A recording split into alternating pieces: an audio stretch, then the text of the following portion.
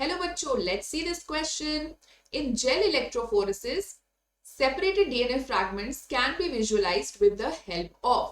तो you remember right कि gel electrophoresis क्या होता है? जेल इलेक्ट्रोफोरेसिस होता है जैसे यहाँ पर हमारे वेल्स दिए होते हैं and this is suppose agarose gel which we have prepared and उसके बाद हम क्या करते हैं, इन वेल्स के अंदर में अपना डीएनए सोल्यूशन डाल देते हैं और उसके बाद हम वोल्ट ऑन कर देते हैं एंड इलेक्ट्रिक उसके अंदर it will start moving according to the size.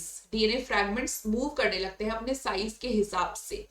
ठीक है, तो ये पूछ रहे हैं कि जो साइज के हिसाब से वो मूव करते हैं तो उनको हम विजुअलाइज कैसे करेंगे, यानी उनको हम देखेंगे कैसे. तो ऑप्शंस पढ़ लेते हैं. पहला है acetocarbon in bright blue light. दूसरा है ethidium bromide in UV radiation. तीसरा है acetocarbon in UV radiation and third is ethidium bromide in infrared radiation. तो सबसे पहले तो यहाँ पे रेडिएशन की अगर हम बात करें तो इट इज यूवी रेडिएशन यानी कि अल्ट्रा वायलेट रेडिएशन के अंदर देखा जाता है. और डाई कौन सी हम यूज करते हैं? सो डाई हम यूज करते हैं विजुअलाइज करने के लिए इथीरियम ब्रोमाइड. कैसे काम करता है? So ethidium bromide is actually an intercalating agent. क्या है ये? इंटरकैलेटिंग एजेंट है.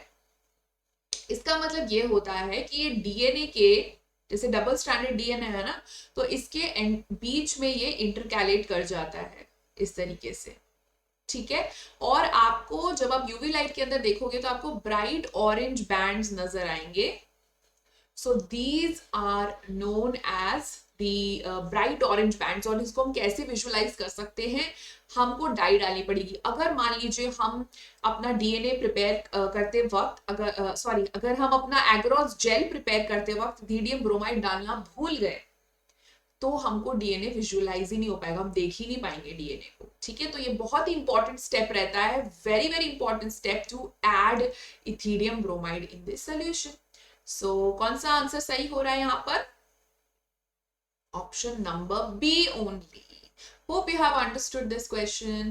Thank you so much. All the best.